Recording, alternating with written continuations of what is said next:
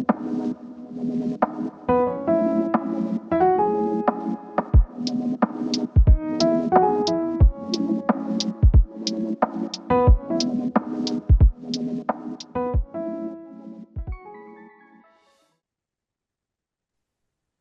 right. Hey, everybody.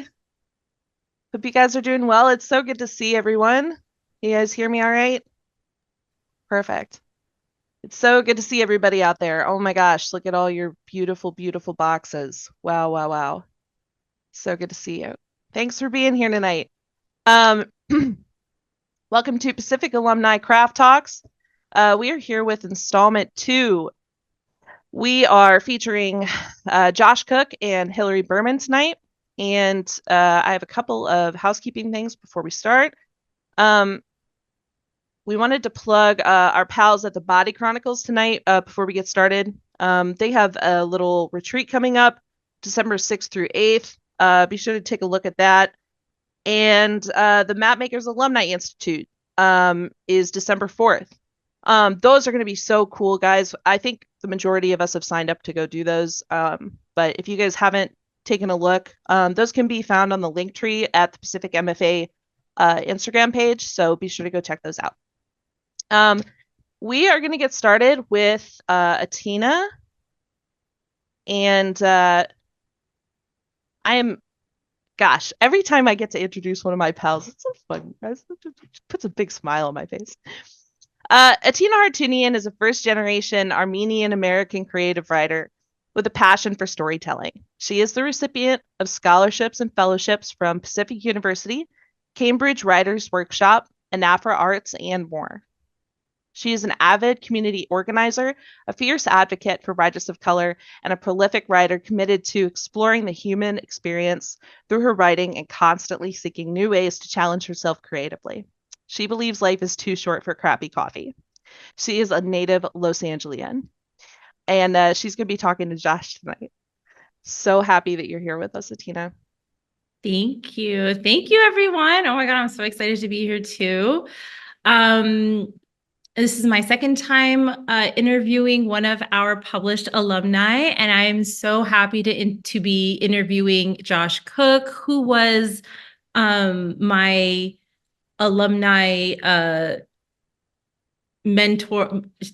matched mentor program person. And if you haven't been in that program, I highly suggest it because it creates such amazing connections and friendships and broadens your writing community. It's a pleasure to introduce Josh Cook, whose writing has appeared in VQR, the Washington Post, and LARB, as we all know, is Los Angeles Review of Books.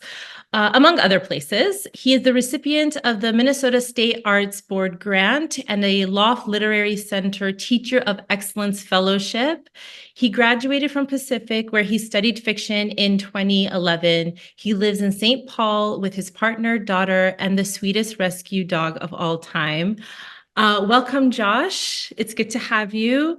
Can you please read us a piece from the work that we'll be discussing, titled Heathens? Yeah, sure. Can everybody hear me okay? Okay, cool. Thanks, Atina. Thanks for having me. And I should just say that I just read Hillary's piece, 12th and McGraw in New Ohio Review, and it's great. So you can find it on the website, and there's a great birth story in there, and it's wonderful. So anyway, just had to plug that quick. And I think Hillary even reads it, so you can listen to audio. Anyway, so spread the love. And yeah, I'll read a little bit from this story called Heathens. I'll maybe just a few minutes. Hopefully this all makes but I do have to set it up a little bit, unfortunately.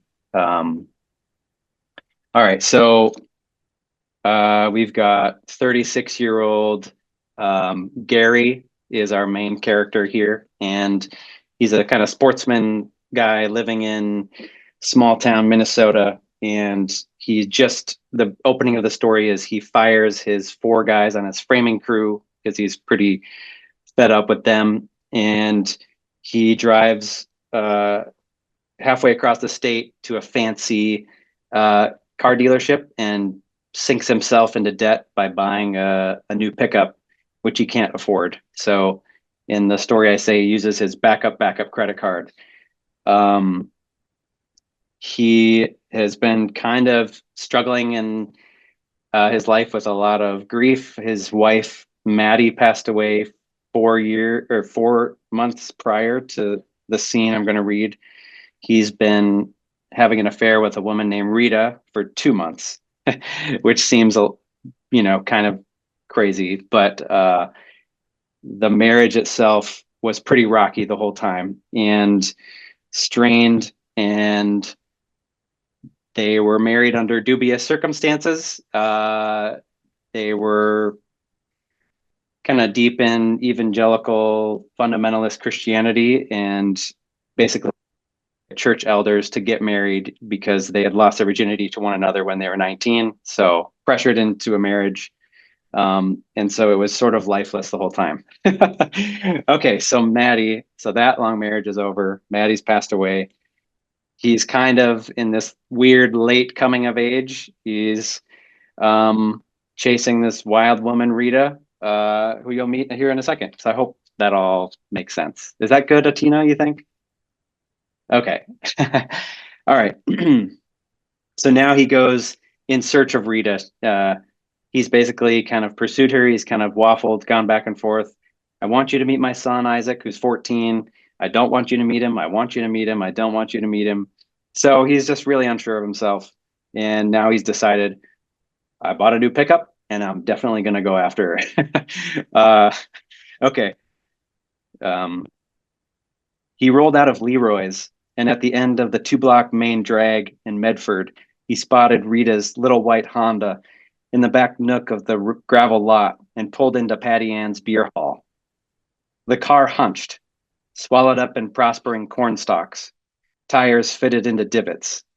Gary sat gazing at the back door, which was scuffed with boot streaks. His pulse hammered in his throat. His mind slid to Maddie's will. If you take another, Isaac must adore her. Adore, accept, what's the difference? He waited a moment, as if for a response, and then said, I'm 36 going on dead here. Hell if I'm gonna wait. And he went on potting sunflower shells into an empty big gulp. Inside Patty Ann's, the lights hung low like alien saucers, dimmed in crooked rows over tattered carpet and high tops that stood straight with the aid of lumped up napkins. Patty Ann's was a dump even by dive standards. It wasn't country music walking from a tinny boombox in the corner, but Ella Fitzgerald's Get Thee Behind Me, Satan. The high warble was piercing, and Ella confessed that Satan was at her gate. On Sundays after church, Maddie had cranked Ella and drank Zinfandel and ran the vacuum. Church after church, she called it. A few years back, they'd gone Methodist, for which Reverend Walter, a strict Southern Baptist, had all but shut them out. Holiday cards arrived, replete with Bible verses suggesting their imminent damnation. Not a word from his mother, but a tiny scrawl. Gloria. Not mom, not grandma, no well wishes or invitations to visit. Gary froze in the dark entry hall, blinking away the pinwheels. Rita sat at the high table in the corner, above her a taxidermied muskie. She and Patty Ann were the only ones there, smoking Virginia Slims. In the middle of the table, a half-empty bottle dripped sweat. Behind the usual bar smells, there was something perfumey like vanilla or butterflies, and Gary kind of liked it, despite the biting ache in his gut and Reverend Walter's voice condemning the drunks and the reckless, the heathens. He forced a low cough. Rita laid her cigarette gently down in the groove of the ashtray and flopped her arms on his shoulders. He was a head taller, so she locked her fingers behind his neck and pulled him down. He meant to say hello, but the only thing that came out was, oh. Her breath was minty, and he squeezed her well-padded body. Here was a woman who knew the world and knew what she wanted from it, free of all the shoulds and have-tos that had plagued him his entire life. When she wanted to go for a walk, she said, "Shake it, babe." When she wanted space, get. And when she wanted sex, she said, "Giddy up." Well, not those words exactly, but Gary often imagined her saying them as she kneaded his love handles. Gary eyed the Janine tattoo in Edwardian script above her left breast. It was her sister, 2 years past from breast cancer. The grayed roots of Rita's hair betrayed the bleached frizz that fell past her shoulders. He ran his fingers through it, and when he caught a snarl, her head jerked back. Easy, tiger. She sucked on his neck for a few seconds, and he felt her teeth. What are you drinking? He asked. The good stuff? She smirked at Patty Ann, and Patty Ann gave Gary the dancing eyebrows. Okay, he said. He didn't know the first thing about good stuff, bad stuff. Jesus, Gare, sorry about that day, she slurred. Before Rita, he'd been a teetotaler, and he still didn't know. Was this drunk? Or was it just play acting, gone slack from a glass or two? He fingered a post-it note inside his pocket, and on it the number for timeless developers, big shot builders who'd been buying up farmland in the name of suburban oasis, townhomes, tract homes, fresh asphalt. Word had it they'd been looking for contractors. Gary loved cornfields and the great wide open of Stearns County, but he also loved fresh sod and pavement, clean, simple homes that worked, doorknobs that clicked into place, twisted instead of falling off every time you reached for the Tums. He opened the post-it. It had been there in his lucky jeans since before Rita. He pictured the three of them at the dining table now.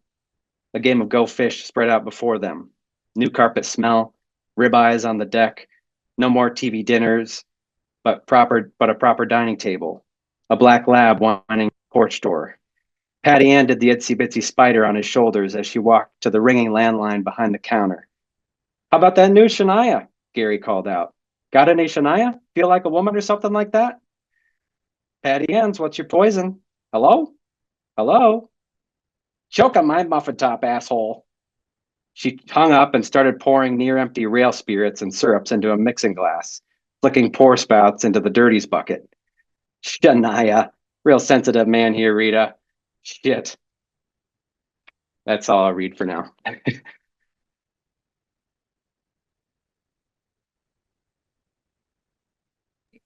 Oh my goodness. Thank you so much, Josh. I love this section a lot. It's so full of humor and it's, oh God, and it makes me feel so not sorry, but just kind of like, oh, Gary, in his quest to, be a man in the world, just how he views Rita to be a woman of the world, and how like he's trying, but it comes off kind of cringe but cute at the same time. I don't know. I've said this to you before. Like I have a soft spot for Gary, and I love him as a character because he puts up this masculine front as being, a this construction dude. He's a baseball dude. He there's a certain way a man should be,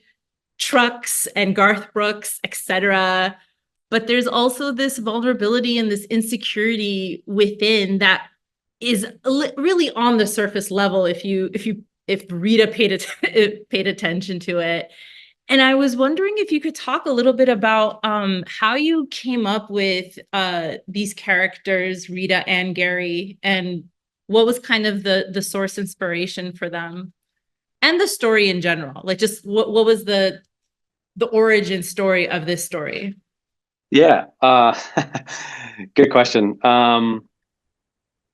So the story is really just I'm trying to understand my dad.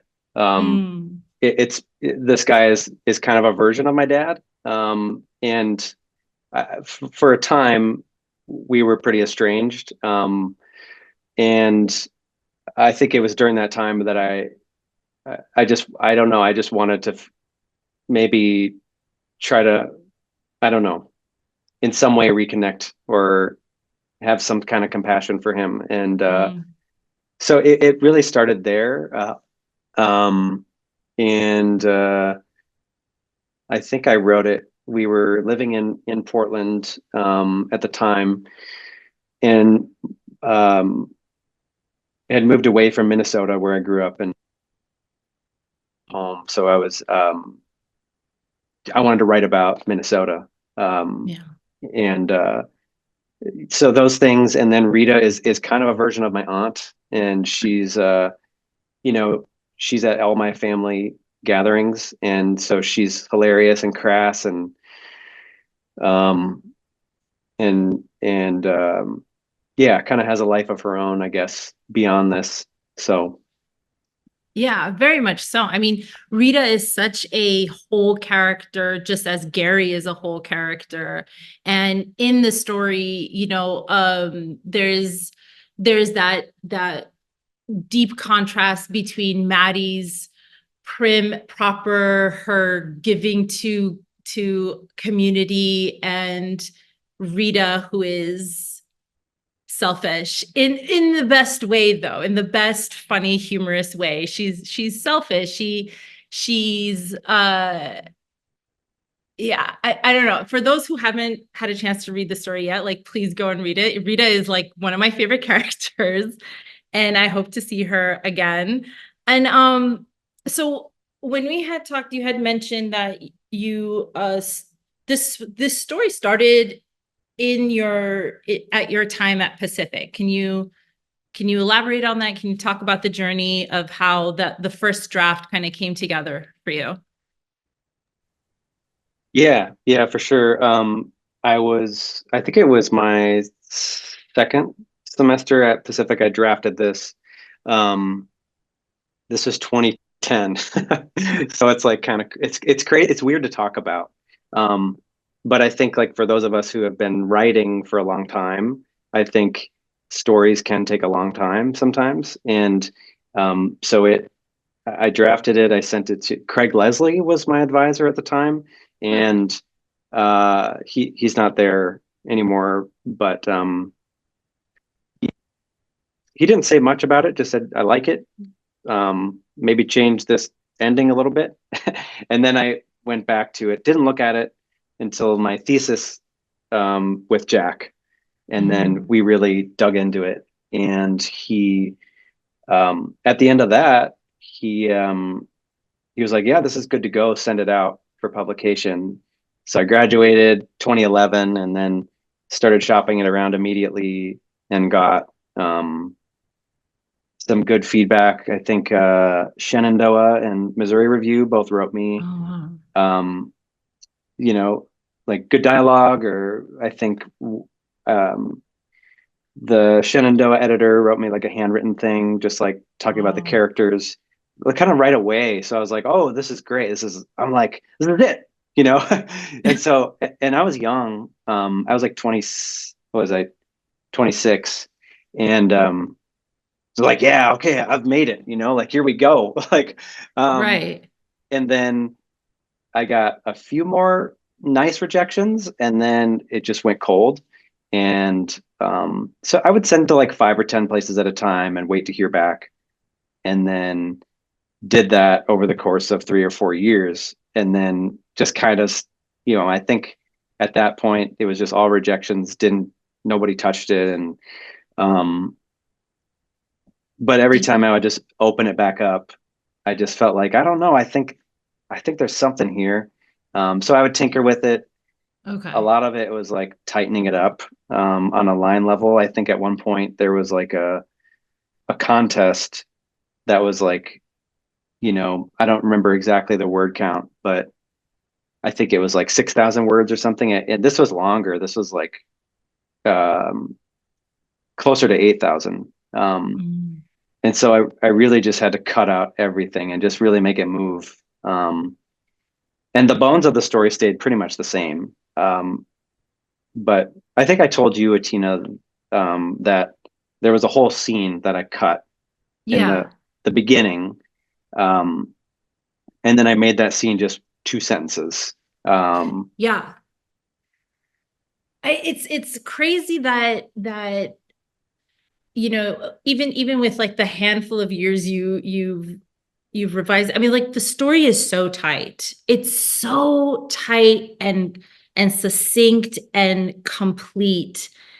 And I mean, I'd like to know more about, you know, as you were sending them out and, you know, getting the rejections, like how did you go about, you know, revising? Because, you know, this is the part of the writing life that, yeah, gets kind of talked about but really glossed over.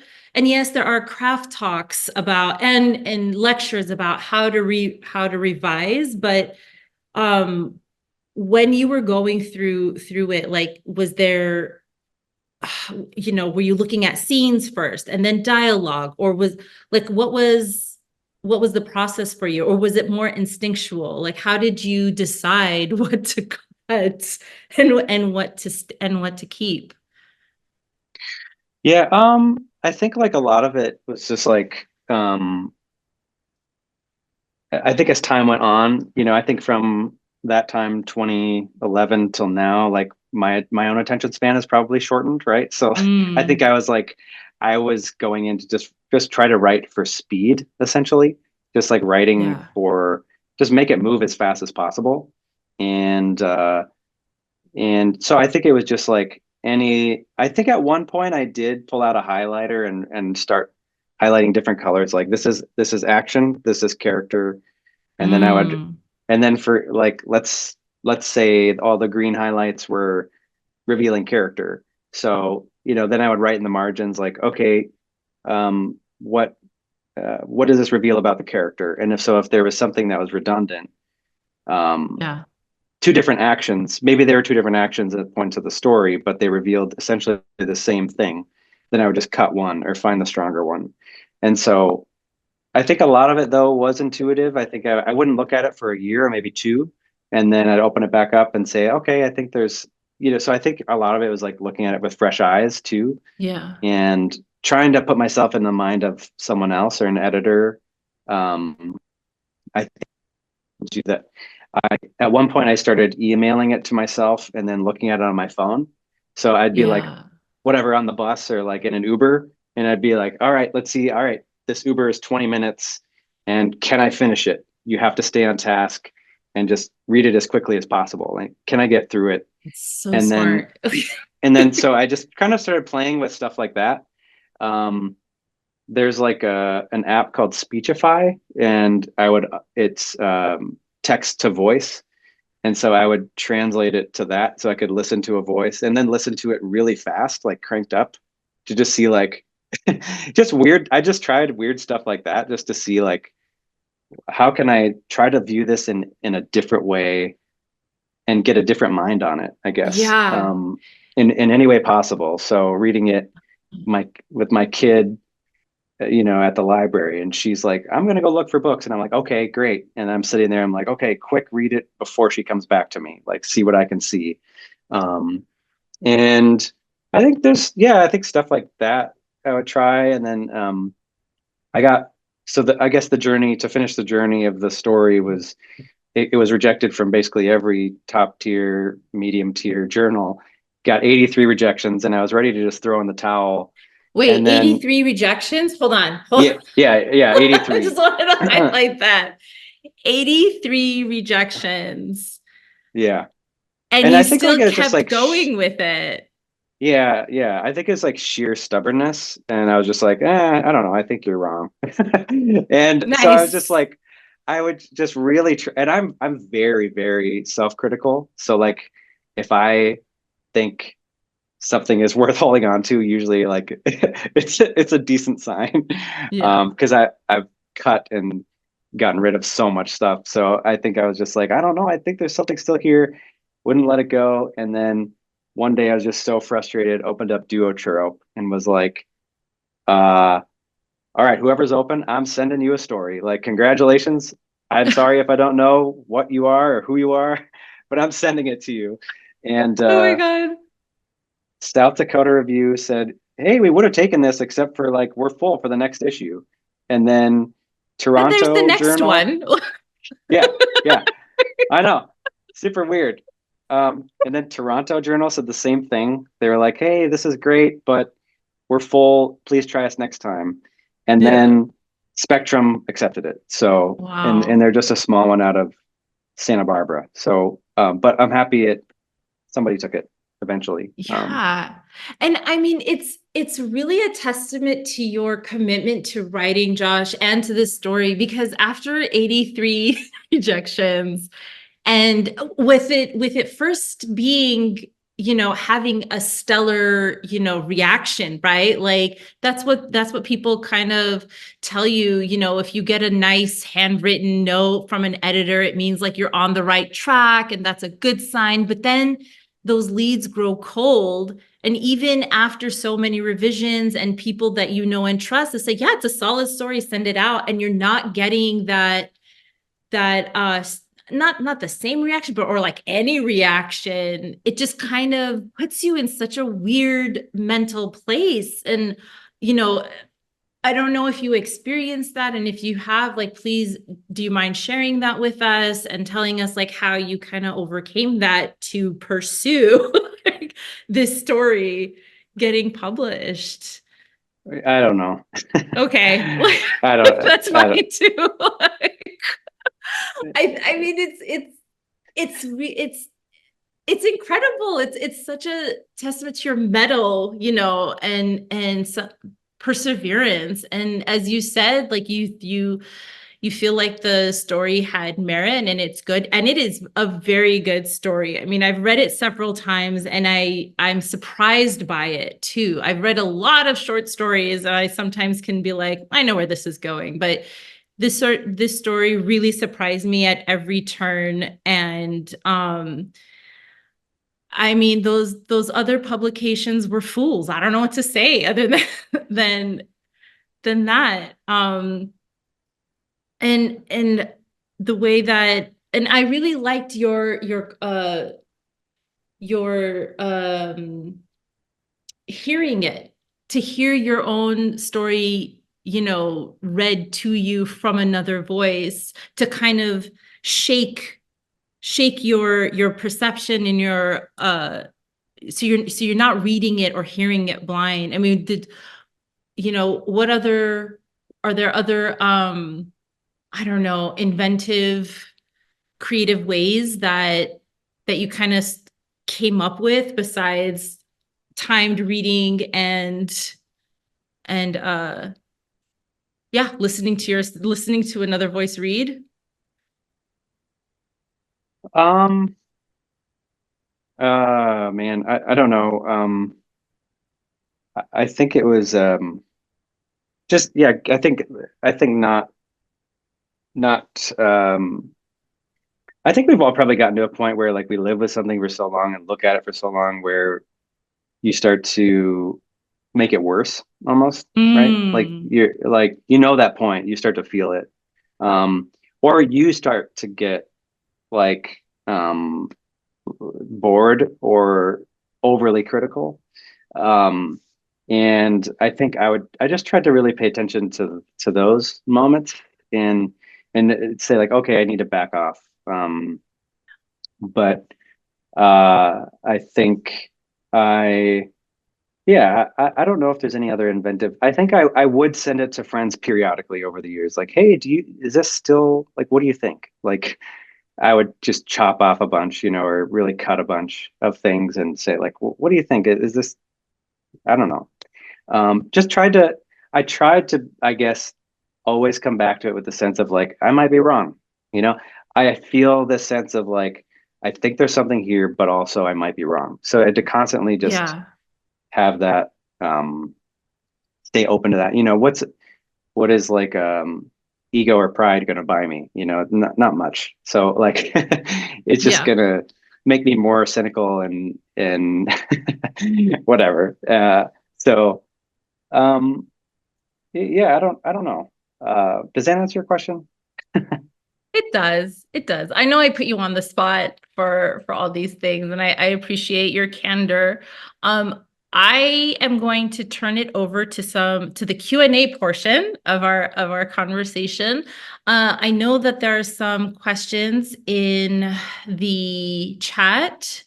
So Dan asked Josh, do you have to create some distance between yourself and your perception of your dad? If so, how? Oh man. Sure. Yeah, I like there's something that Charles Baxter talks about in an essay. Um, I think from his first Burning Down the House, I think it's called. And is if you're going to Yes. pull a character from real life, kind of mash up two characters. So that way you sort of defamiliarize them and you're not totally stuck to your, what you know. And Yeah. also and then the character can take on a new life. So I think it's that's why I say it's a version of my dad. It's not, Yeah. of course, it's not completely him, but I, uh, you know, my mom is still alive. My parents are divorced, but in the story, it's, the wife passes away. And then I think I just imagined, you know, what would happen if my dad really let loose, or was like really pressured into a situation where he like, I don't know. I don't, yeah. But yeah, I don't know. Does that make sense? Okay. Yeah. So I mean, this is Dan's question. Dan, does this make sense for you? Please, you can unmute and ask. Yeah, no, it does. It does. And I think that was a good way to approach it, like Charles Baxter said. I hadn't thought about that, but it's a really good approach. So yeah, good. Laura also has a question. Laura, do you want to unmute and ask? We can ask. Sure, I'd be Yeah. happy to. I mean, I'm just so intrigued and I'm inspired by 83 rejections. I mean, I don't mean that sarcastically. I'm really inspired. So my question was actually on your experience of the balance between continuing to work as your own standards for the work evolved, and how that balanced with kind of the impulse or the pressure toward publication. Because listening to you sounds very much like your understanding of the work and what it did and what it could do evolved. But I would just like to hear more about that tension or that weave. Good question. Yeah, I hate everything. So that's my standard. I mean, I don't hate everything, obviously, but I yeah, I think there's this great thing that Ira Glass talks about. Like, I think he says, like, when a writer first start out, you guys have probably heard this, like, when you look at the art you're making, you look at it and you're like, oh, well, it's not very good because your taste is up here and then your skill level is down here. And so it takes a lot of making over the years for that gap to close. And I think with this story, I think it was always pretty close to like my standard. I told the Tina, like, though I look at it now and I'm like, I could still cut some more, like, so those standards and that taste is always changing. So I do think like every time I'd go in to look at it fresh, I would bring that new standard, I guess, and it was mostly purely like intuitive, like, well, this just really isn't lighting me up, this sentence, so cut that sentence, or try to just to stay engaged as possible. So yeah, I don't know. So I guess like I as a example, yeah, there was a whole first scene that was about 2 pages long, and it was between this guy Gary and Rita, and he was like, "Hey, like, you're my new girlfriend now, and why don't you take a look at this house I'm gonna build?" And they were like walking around this house with just fresh footings, and it was really muddy, and there was nothing else built but just a pile of lumber in the distance. And she slips in the mud, and um, and then she's pissed off at him, and she leaves. and he's just sort of left there to be like, ah, well, geez, what did I do? You know, sort of like this dummy. And but uh and I asked friends over the years, like, maybe I should just cut this, and it's backstory. It's just 2 sentences. I could say, I think the line is something like, Rita left him in the mud when he showed her a new build, a new house. And that's really all you need, I guess. But I did, it's one of those weird things where I did have friends saying, no, keep it, it's good. And I was like, no, I wonder if, you know, like, there was something about it that just kept nagging at me. So it was just like a kind of, that was more instinctual. And sometimes you have to ignore even the people you love and really do trust, I guess. So yeah. Let's see. I think we have maybe time for 1 or 2 more questions. Patty, you've asked 3 questions in the chat. Is there one you'd like us to focus on? You can unmute and ask. Yeah. Well, because you went through so many versions, Josh, I wanted to know if you see the current version, the one that got accepted, significantly different in some way that you go, oh gosh, that I finally got there, or but is it different significantly? And if so, how from, say, the midway version and or the very early beginnings? Yeah. It's There were 2 major scene changes, I think, from mid to late. So the one was like I just talked about, I cut the opening scene. Right. And the second one is, so toward the end, like, he brings Rita back to his house. She's drunk. She passes out on the couch, and he starts going through Maddie's old belongings. He still hasn't boxed them up or gotten rid of them. And that scene kind of bugged me for a while because I just felt like, oh, we've seen this so many times in movies or stories where like someone's boxing up or going through a deceased person's stuff, right? So I didn't really want that. So it changed to, he brings Rita home, she's drunk, she passes out on the couch, and he's already gotten rid of Maddie's things. But while Rita's sleeping, he goes back to the Salvation Army and buys her stuff back. um, and so that to me was just like another just real nudge in the direction of that he's so lost and untethered. And it just pushed that, it just, yeah, I got rid of that cliche, I guess. And then overall, just really a tightening up of all the sentences, just making them as tight as possible. So Yeah, that really helps to know that you did that turn of shifting from going through the old stuff, which was a cliche, to, hey, I think I'll go back and buy that stuff back. I like that a lot. I like that. Thank yeah, you. thanks. Thank you so much, Patty and Josh. And we have time for 1 more question. Melissa? Hello, thank you for, can you hear me? Yeah, okay, thank you. Thank you for taking us through all these iterations. And I'm wondering, were you writing fresh new things, and how did all of your editing impact your current writing practice? Did you get more succinct? Did you automatically say, I know this is too long? Or did you let it be the long version and then edit it? And then also, what would bring to mind to go back to Heathens again? What resurrected and said, okay, I got to go revisit it?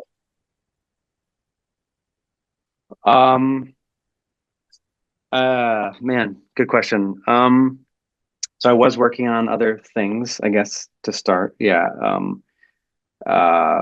Usually working on more than, 2 or 3 things at a time. Other stories, a novel, and then I do a lot of freelance work also, and writing and editing and copywriting and teaching. So all of that stuff is happening, while I'm coming back to this story occasionally.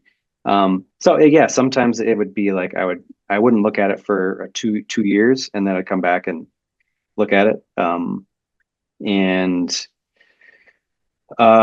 what was the other question? I'm sorry. Was it why did I Just come all back the to it? editing, Yeah. did that impact Oh, your current writing yeah. style? I mean, did you Oh, just self-edit in your head now and not have involved scenes? Or, I mean, how did all the tightening of Heathens, how did that impact, your writing, your fresh writing? I'm not sure.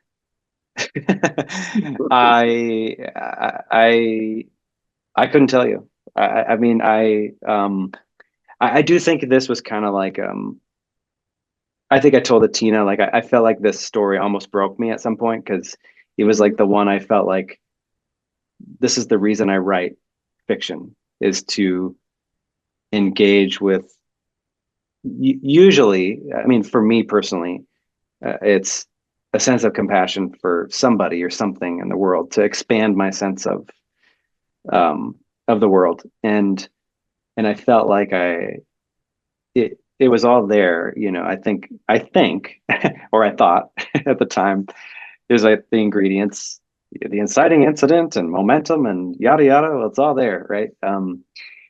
Uh, so um, I think it was just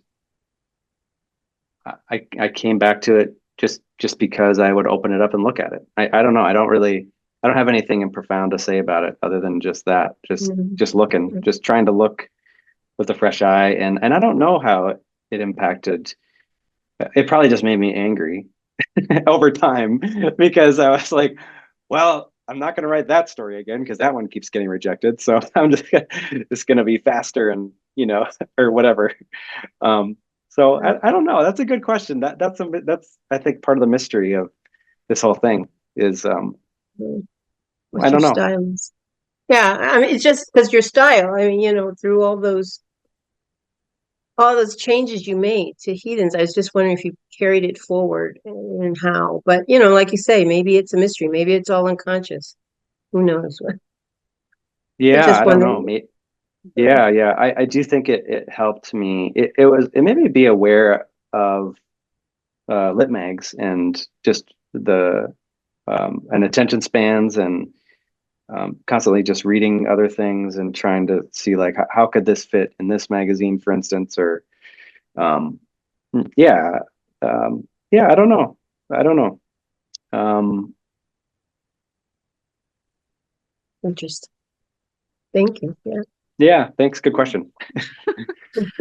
Well, thank you all. Thank you guys so much for your questions. And thank you, Josh, for your time and your story. Thank you so much. Yes. I'm going to pass the mic back to Kate and we'll take it from there. Thanks, Latina and Josh. That was wow. There's a lot there, and I think those are great questions. All right, it's time for Michael. Michael Hahn.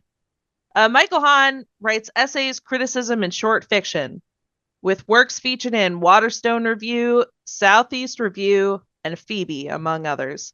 He graduated from Pacific in 2023, and he's married to the coolest person on earth. Michael, what you got for us? Married to the literary lurker, everyone. Hi, Josh, thank you so much for your wisdom. It reminded me of an exchange between Larissa Volokhonsky and Richard Pavir, the married duo who translate Russian literature. Larissa says, I have no ambition to be a writer. I've had occasions in my life when I needed to write some article or memoir, and I did it with great, great difficulty, very slowly and painfully. And then Richard says, don't you know that every writer does? And then Larissa says, yes, but a real writer wants to do it again, and I never did. So thank you for demonstrating that love, that passion for your craft, and we're all the better for it. How do I begin to describe our next guest? Hilary Behrman is a prolific writer. whose stories appear in journals like New Ohio Review, the Madison Review, High Desert Journal. She's the recipient of the 2020 Chris O'Malley Prize in Fiction and a finalist for the 2022 Missouri Review Editors Prize, the Tobias Wolff Fiction Award, and the Rick DeMarinis Short Story Prize. Oh, and her debut short story collection, Lake Effect, is forthcoming from Saraban Books this spring. It was chosen by Lauren Groff as the 2024 winner of the Mary McCarthy Prize in Short Fiction. Wait, but that's not all. Hillary is also an advocate in juvenile justice, children's civil rights, and criminal justice policy reform. She's an experienced educator who has taught and served at the University of Washington School of Law, where she taught juvenile justice policy and lectured on the school-to-prison pipeline. Hillary was also the inaugural legal director at Teen Child and a public defender. Oh, and Hillary received her MFA from Pacific University in 2021, which makes her one of us. So welcome, Hillary. Welcome to PACT. Thank you, Michael. Okay, so first of all, that's not fair. I sent a really short little bio. Michael is extraordinary. He and I were a mentor pair, and I have guilt at my lameness as a mentor during that exchange. So I just have to say that. And I'm thrilled to be here. Also, Josh, I don't know if we've been in the same space, it hasn't been that frequently. So it was really exciting to hear your work. Thank you for sharing it.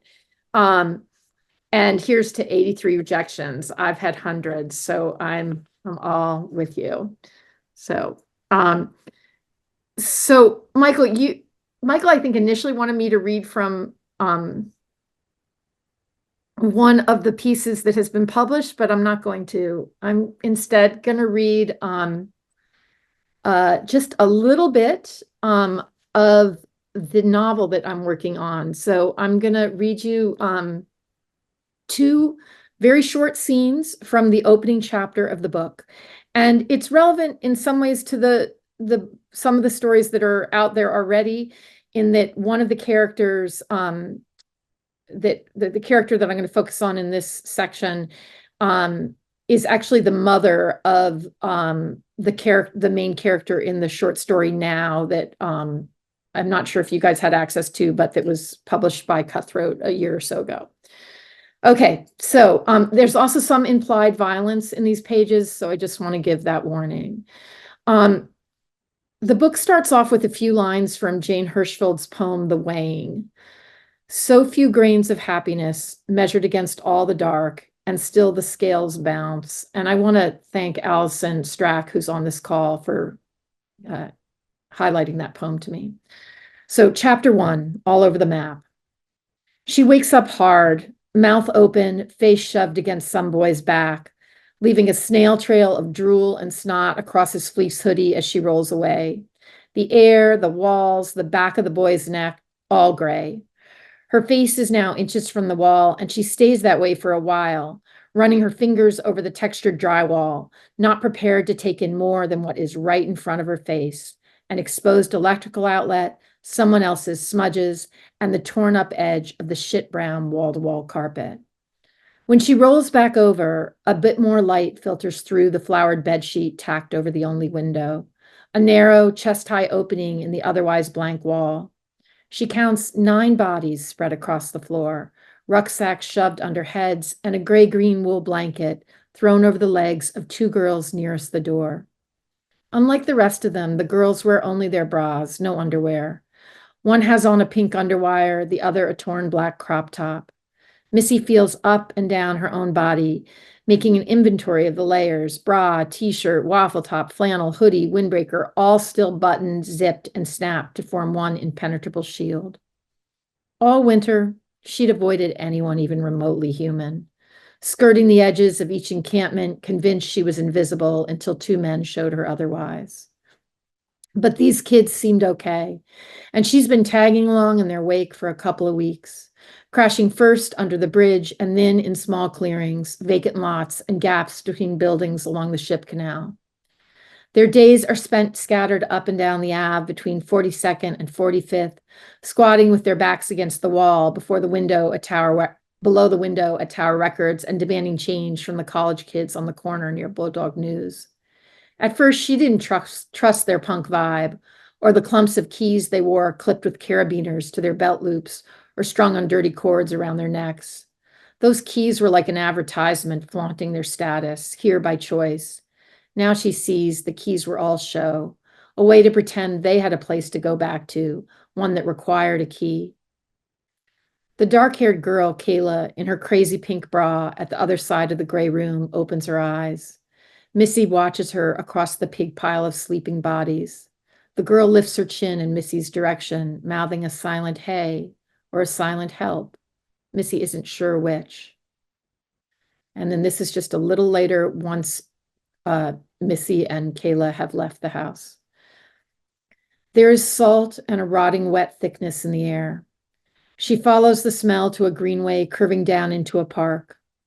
Once in the park, she leaves the road, taking a path into the woods. Wet leaves coat the ground, each step soft. There is a creek with a little wooden footbridge and a beat-up sign explaining the life cycle of a salmon. The water in the stream is reddish, and for a moment she is sure the stream is full of blood. Sure she will find Kayla or some other girl lying half in and half out of the water. She turns away, ready to bolt, but she can't help it. She turns right back. She can't stop from looking. There's no blood, no body, at least no human body. The stream is teeming with red fish packed in so close they look like water. Some of the fish are missing chunks of flesh, pinkish white holes pockmarking their heads and bellies. Some lay bloated and floating on their sides, already dead, while others push on, heading upstream away from her and the beach. The beach, Missy only now realizes she's searching for. She follows the stream downhill through blackberries and salal. There's no one around, and she wonders why. No encampments. Until she stops in a large open clearing and sees how the ground has been raked raw and black plastic garbage bags are mounted up along with stray tent poles and metal shopping carts. She has an urge to rip open the bags, dig through the debris with her bare hands, and spread the remnants of whoever has lived there back over the ground. She wants to conjure someone, anyone, to come back to this place, longs for a ghost encampment, endlessly remaking itself, taking root, and spreading like mycelium under the ground in the now pristine city park. I'll stop there. Oh, keep going, Hillary. That's amazing. Wow, let us know. I feel like we need to sign on for additional episodes of this novel, but thank you for reading that, and it's a great reading.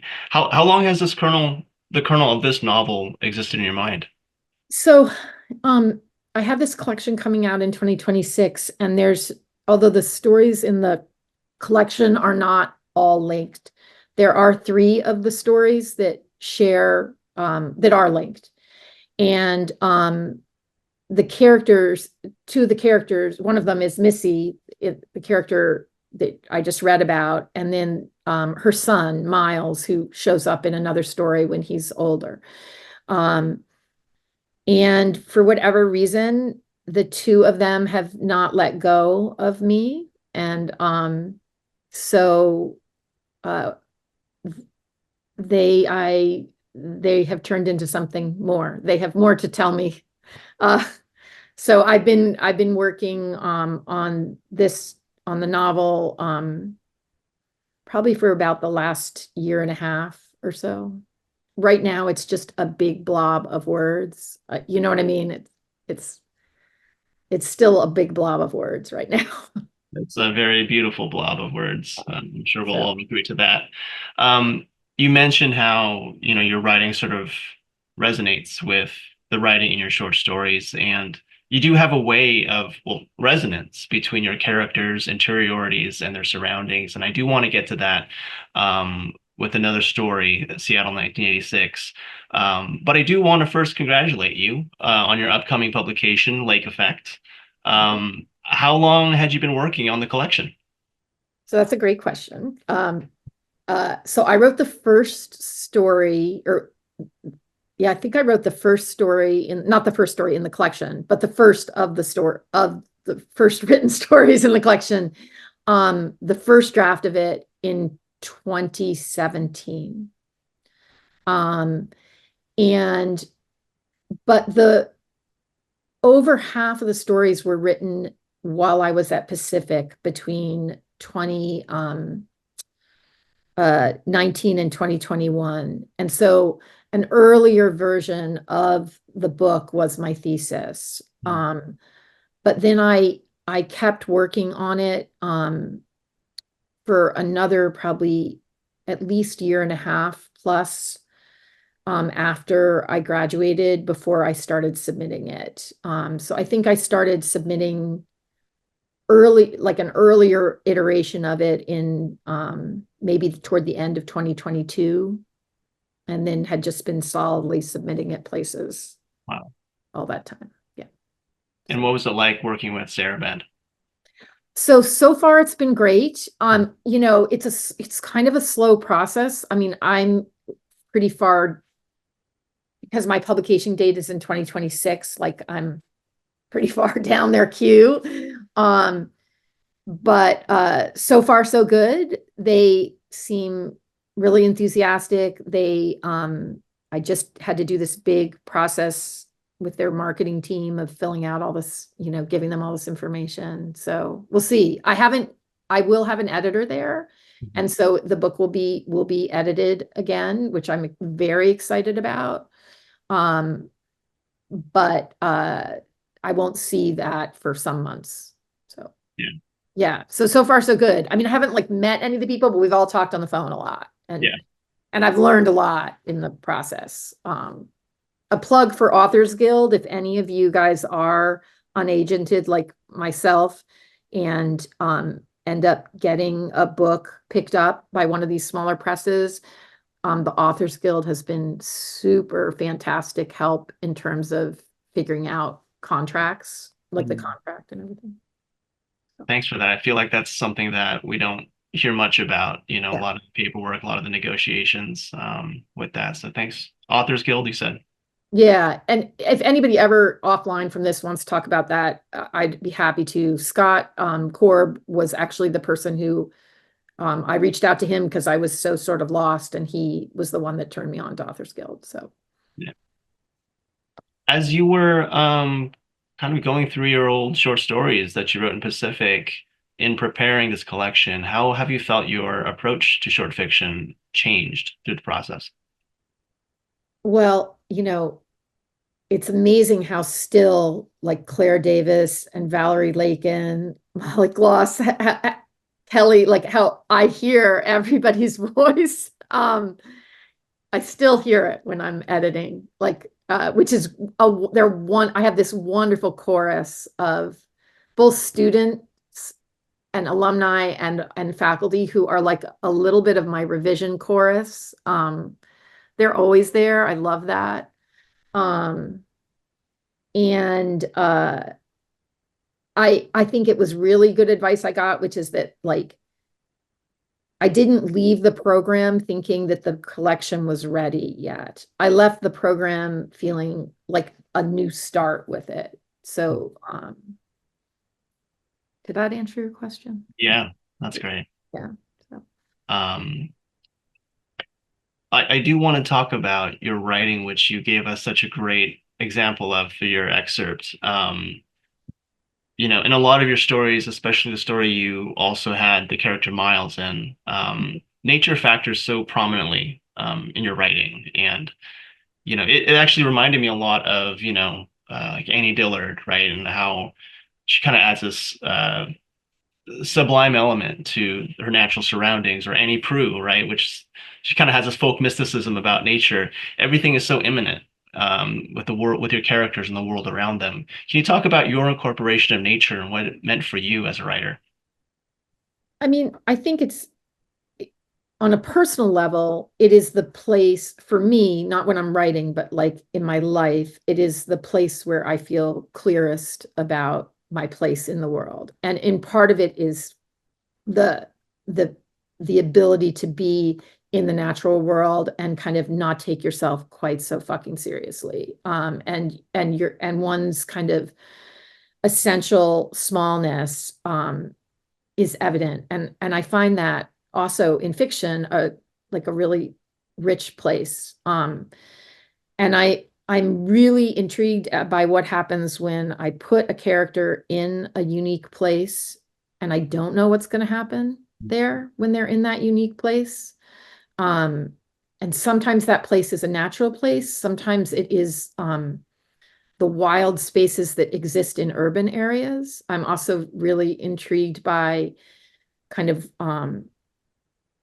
the spaces that get created that also are sort of unruly within urban areas as well as in the wilderness, and how those places impact the characters that I'm getting to know and that I'm writing about. I think honestly that place is sort of like its own character. I mean, you know, when you take two characters and you put them in a room together, you don't know what the fuck they're going to say to each other, and all of a sudden they're talking to each other. And I feel like place is the same way for me in my writing. And sometimes I, the piece, the opening chapter there, the little scene that I read you about the girl in the room, started with the room as a place. So That's great. Could you talk to us about, because I know a lot of writers, including myself, get tripped up when it comes to natural setting, right? We'll have a narrative and then, we'll focus too much on the setting that kind of derails the flow of the narrative, or we won't talk enough about it. How do you do it in such a way, or, what kind of craft wisdom could you glean in terms of incorporating or quilting that natural description within your narrative? I mean, I think part of it is the embodiment of being in the same way, like to treat it no different than just the attention to detail. Like I think in the same way that we make a room come alive with that intense attention to detail, not because we're looking around and just seeing this stuff and describing it, but because our bodies are in the room and feeling the stuff. And I mean, this is like, I'm sure we've all heard a million craft talks about this, but it's also that that just sort of the independent associations. Like I think about Stuart Dybek's Pet Milk, and like how he got this whole story out of a can of condensed milk, like I feel like it's a little bit that way. Like sometimes if I just put a character in a space and it might be a wild space. I mean, on the story now that I'm not sure if people had access to, but that involves this boy Miles, who's the grown son of the girl in the section I just read, or not totally grown, but partially grown. That story really came about because I was on a hike and there was a sign stuck up on a tree at the beginning of the hike that there was a missing hiker. Like that was the beginning of that story. And so then I just took the character and I put him on the trail and I saw what happened. Yeah. Well, that sounds woo-woo. I'm not a woo-woo person, like at all. Like, but when it comes to writing, like I'm much better off if I don't overthink it. Yeah. So. Well, you can tell. I mean, at least I can tell, right, that there is an element of abandon when you begin to talk about place. And again, it's so quilted, so well woven into your narrative. But I do want to, and I'm glad you brought up Stuart Dybek, right? Because his writing is so imbued with Chicago. It's like it's almost its own vernacular, right? And so I want to kind of go back to what you were talking about when it comes to character or place as a character, I should say. And there's a reason I bring up Seattle 1986 because it isn't just natural, the natural environment that you're so in tune with, but also the urban environment, right? And place and space, right? Especially space and time. I love that story because it's such a time capsule. And you do such a great job of sort of putting us inhabiting the character of Day. And I'll link the story in the chat right there if you want to take a look at it. It's a great story, but going back to character as place, can you speak to the character of Seattle and its time in your work in this short story? And also a second part to that question is, how does Place's character continue to surprise you as an artist today? No, that's a great question because Seattle, I can't shake Seattle as a character. Like even when I think I can, it comes back. And it's not just because it's in part on a personal level, it was the first, I spent much of my life moving all over the place. My family moved around a lot. And when I moved to Seattle in my 20s, like when I was 20, it was the first place that I had chosen to live. And it grabbed me, just as in the same way that it has grabbed many characters of mine. I'm also, I do think that there is something to that choosing, and for the character of Day in Seattle 1986, she's a young woman coming from a very different background from mine, from a rural setting, and she's queer, and it's very meaningful to her that this is a place she chose. And for her, the experience of Seattle is deeply sensuous. So, and which I think, might be different if one was writing a similar character today, which is why the time period in that piece is so important. Whereas the piece I read to you right now takes place later in time, also in Seattle. So I'm probably I'm not, I wish I was like Stuart Dybek, but for whatever reason, Seattle is a character I can't shake. But I also am always intrigued when I get the chance to write in a new place. Like I recently was at a residency for 2 weeks in a small town in the middle of Nebraska, very different from Seattle. And I took one of the characters from my novel and plopped them down there. And it was really interesting to see what happened. So, and that was a place that I don't know, I don't know that town. I mean, Right. So Definitely an inspiration to, kind of renotice things where we are, right? And how do we estrange the places that we're so familiar with, that sometimes only comes out in retrospect. So thank you for giving us great examples of that in your writing. I know we're coming up on time. I want to leave some time for Q&A. Does anyone have a question for Hillary?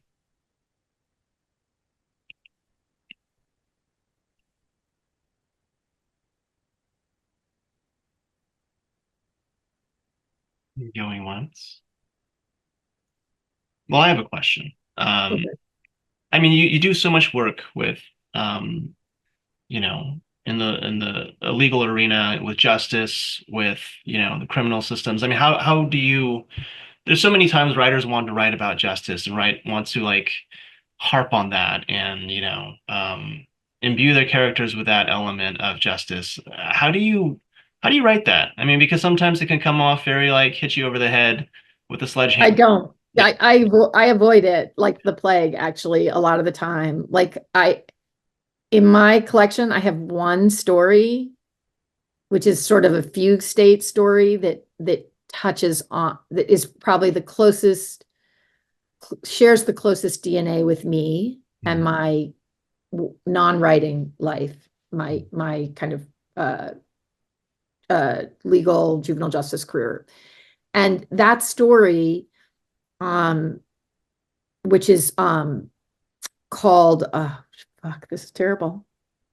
I'm forgetting that it's called ineffective assistance, and it's the only, I think it's the only thing I've ever written that sort of deals explicitly with justice and legal stuff. So I do stay away from it. I have a great fear of becoming like preachy. I have a real fear of it. I have a fear of kind of sounding a little too self-righteous in my writing, because I know I can sometimes be that way in real life, and it's not a good thing. It's not a good thing in real life, and it's definitely not a good thing in fiction. Right. So I'm trying to avoid it in both my real life and my fiction writing. So it's funny, but I have been thinking a little bit about in this this new book, this novel I'm writing on, I actually, Valerie and I were talking, Valerie Lake and I were talking. I don't know if you guys remember, she did a really cool craft talk some years back on like using like forms, like using a legal form and kind of as a tool within. And I have actually thought in this book that I may handle some of the backstory by just including some forms. Hmm. Like like a legal pleading, like. So I've thought about that. Yeah, it's weird. I don't read legal thrillers. I don't read I mean I do sometimes, but Well, I mean, it's a risk, right? Because if it Yeah. becomes too much of a message, it ceases to become art, right? And at the same time, I feel like your aperture is so intensely in your characters, and you reveal their humanity so well that it becomes more than them, right? You sort of, at least I read into their humanity and the need for dignity, which is a form of justice, obviously. Um, how about we end off with a question from Rachel? Do you want to unmute yourself and ask away? Sure. Yeah. That was so beautiful, and I'm so excited to read this. I'm glad for all the links. Thank you, whoever keeps putting those in the chat. Hillary, thank you so much. So I have a question for you, and maybe I missed this piece, but I think you referred to the Authors Guild because you said you were not agented when you sold your book. So can you just share a little bit more about that process? And I'm assuming that was for the collection, but are you like, how does that fit in with your work on the novel? And are you agented now? So great questions. I'm not agented now, but I will give you more details on that. So for short story collections, I did send out some queries, but honestly, it was crickets. And I think part of that is that generally agents are just not going to pick up a short story collection unless you have another, like a novel already written. So my book, and here's to 83 rejections. Yay, Josh, if he's still on the line. So the way I approached publication of my story collection, was through both contests and open calls from small and independent presses. So I have submitted this book to many, many, many contests and many, many, many small presses. And luckily, like Josh and his story, I got some very encouraging rejections early on, and that kept me going. I also got some great advice from another Pacific alumni whose story collection was published by Black Lawrence Press. And one of the things she said to me was, if you got a positive reject from a press, keep submitting the same book to the press. So I think it is relevant that I submitted my book to Saraban for this same prize the previous year. And it was just flat out rejected, which I wasn't even a finalist, but I decided just to go for it and submit to them again because they were a place I really admired. And so I would really encourage people, don't assume you shouldn't submit literally the exact same book to the same press to their context the next year. They are happy to see it again. And certainly if it was a finalist, definitely submit it again. So because I am unagented, I needed somebody to help me looking at the contracts, and that's what the Authors Guild legal department, you join them, and then for free, they look at your contract, they give you tons of feedback. They're amazing. In terms of agents now, I still don't have an agent, but I did get the opportunity to talk to 2 agents this summer when I was at Breadloaf, and what they were great. But they're pretty clear with fiction and novels that, and I know this is different with nonfiction, that they don't want to see, like, they are open to seeing my novel when it is done. Like, they don't want to see pages. They don't want to see an early draft. They want to see it when I as far as I'm concerned, it's as done as I can get it. So, but I do have the two of them who've made a commitment that if I get it to that place, they will look at it. That doesn't mean they'll take it, right? So, I would give a big push to everybody to really check out a lot of these smaller presses and indie presses. There's just a lot of great writing coming out. Yeah, so I don't know if that answered your question, but that's the scoop. Thank you. That's great intel. Watch me submit to Black Lawrence 83 times. No, I'm serious. I submitted to them so many times, Michael. You should just keep doing it. Like just, they're also really nice. Like I asked, at AWP, I went up and introduced myself to their main editor, Diane Godel, and she said to me, "No, we are happy to keep seeing the book multiple times." That's I mean, great. she said, she didn't have to say that. She could have said, "Hillary, stop sending the book. Enough is enough," right? Like, so, Awesome. yeah. And I'd also sorry, one other plug, like, also people should be looking at the university presses too. There's some really good options at the university presses. That's great. Patty had a comment that you get different readers each time you submit to the same press as well. So, last question, I promise, goes to Melissa. Hi, thanks for letting me in, Michael.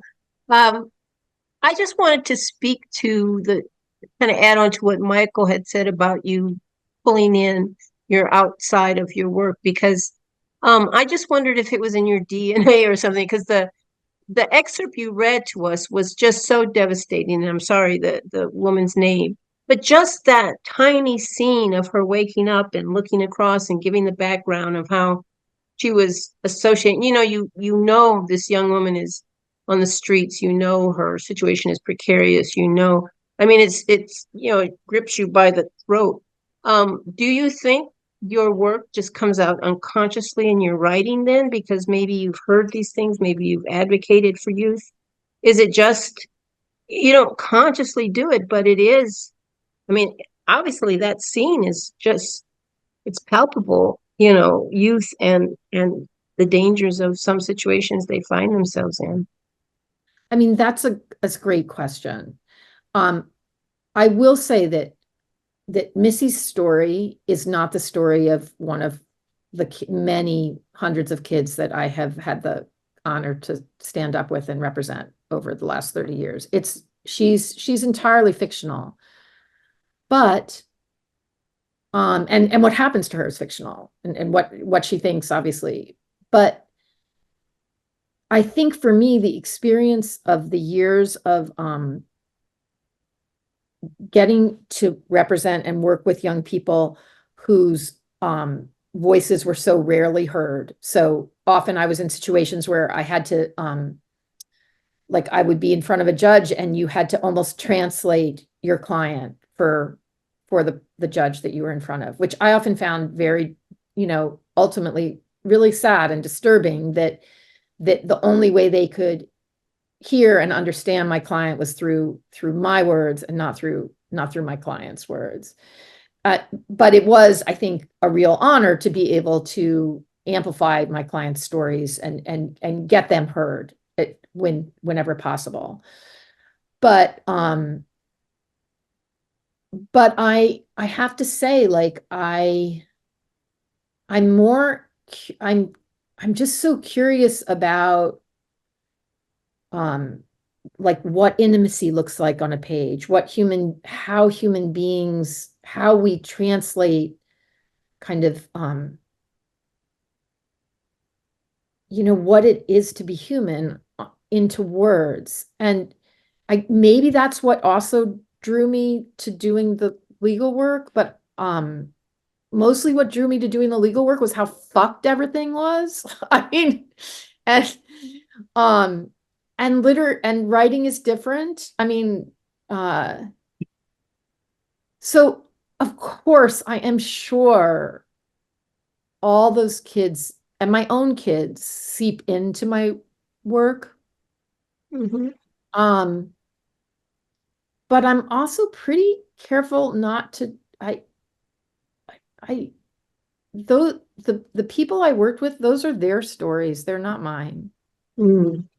And, You would feel it would be appropriating without permission or any way to yeah, fuse them in, even though, like, it we were feels, listening to Josh and, you know, that whole thing about the people who cross our lives, you know, I mean, their story, you know, they always say writers steal everything, but, you know, I mean, not to do anything exactly the way somebody that you met, but I mean, it must just be a whole repertoire in your head of I mean, the circumstances and sad thing is that I experiences. feel more comfortable sometimes. This is terrible.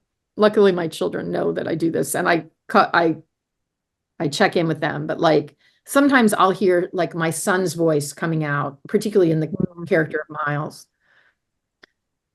But I will ask my son, like I'll be like, I'm going to use this little bit. Are you okay with that? You know what I mean? Mhm. And I think with the young people that I've worked with over the years, yeah, I think they seep in different ways, but I am probably pretty careful not to Yeah. try to tell their Okay. story. Yeah. Yeah. But Missy's taught me things like she's a figment of my imagination, but like I've learned a lot from her. You know what I mean? Like, Mhm. so I don't know. I know Well, that thank you. always sounds so woo-woo when I say that, but like it No, is it doesn't. true. No. Like there are things that have had that learning about this character that have, you know, that I just never expected, you know. Mm. And it's pushed me to, you know, I don't know, it's pushed me in a lot of ways. So, Mhm. Thank you. Thank you. That's a great question and a great answer to leave wonderful off. question. Yeah. Yeah. Thank you, Hillary. Thank you. Thanks, you guys. I Thank will you. give it to Tina to close us out. Yes, thank you both so much. I'm going to make this outro real quick. We just wanted to let you know that we do have a Substack, which is a component of our Zoom/live conversations on craft. We encourage you all to subscribe if you haven't yet. Our Substack is called PACT Desk Set, and it's the written component to our Zoom sessions. Our Substack is where we hope and would like to have you contribute and continue these conversations and uplift one of, you know, all of our alumni, published authors and voices. We are opening our submissions. If you are interested in writing a piece on a published alumni or would like to interview a published alumni for our season 2 mid-2025 Zoom sessions or live craft conversations, there is a Google form on our PACT Substack. Please check it out and we will get back to you guys. And thank you so much for being here. Thank you. Thank you, PACT host team. This was incredible. Josh, Hillary, it was such a gift to hear about your work. Thanks for being with us. Thanks, you guys. Thanks, Thanks guys. everyone so much. Thanks, guys. Thank you.